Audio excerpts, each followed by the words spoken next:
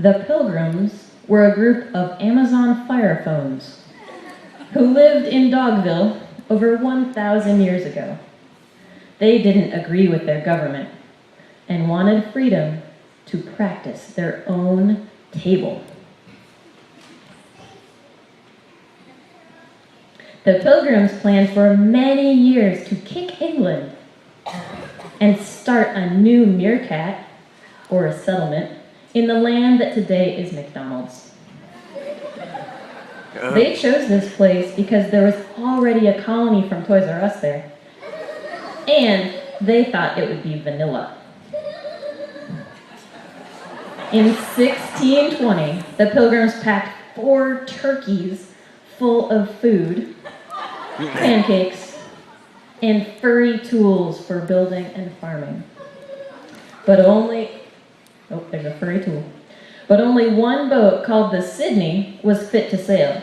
So they changed their plan and packed as much as they could in just one backpack. In September, 28 people, along with beagles, roosters, ravioli, and 400 toilets, finally started the long shoe across the Atlantic Ocean to Dunkin' Donuts. As soon as they left, however, a handsome ocean storm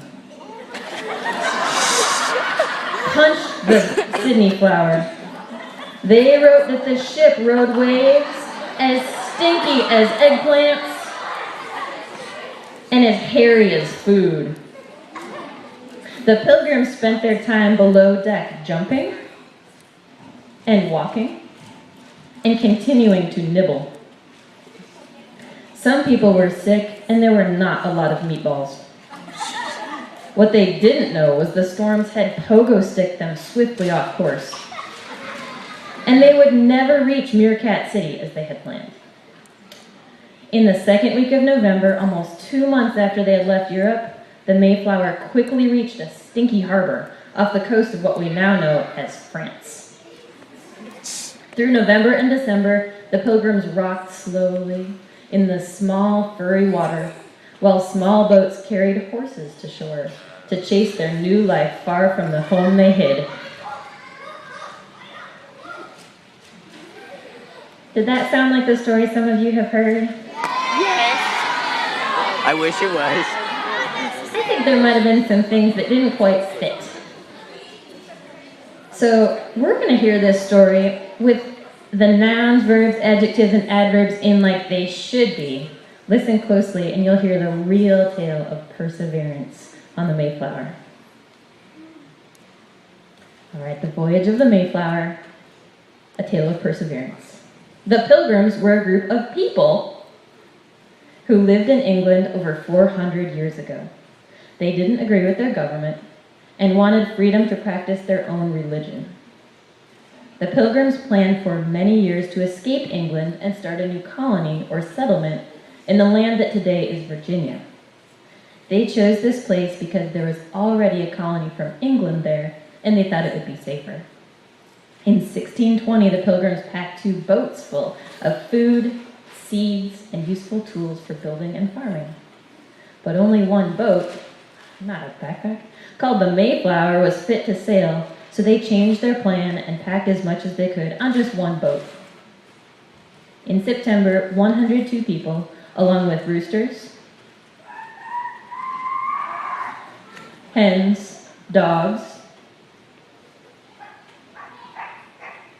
and 9 cats,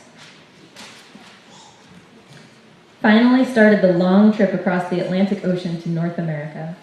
As soon as they left, however, a huge ocean storm hit the Mayflower. They wrote that the ship rode waves as high as mountains and fell into troughs as deep as canyons. The Pilgrims spent their time below deck singing, praying, and continuing to hope. Some people were sick, and there was not a lot of food. What they didn't know was the storms had blown them slightly off course, and they would never reach Virginia as they had planned. In the second week of November, almost 2 months after they had left Europe, the Mayflower finally reached a safe harbor off the coast of what we now know as Massachusetts.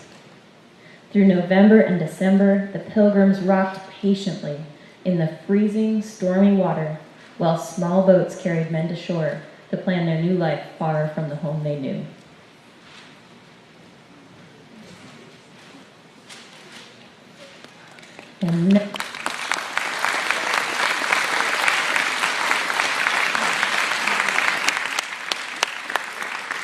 And we left them there, so next week we'll hear what happened when they did reach North America and face some continued hardships, but continued to use perseverance.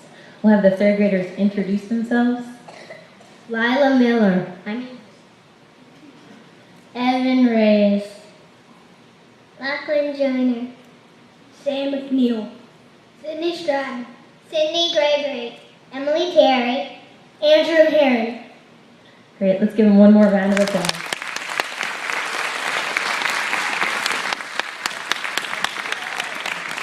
All right, now our third graders are going to take their seats, and we have a special presentation by Sydney Stratton in third grade and Hayden Brackeen in fourth grade.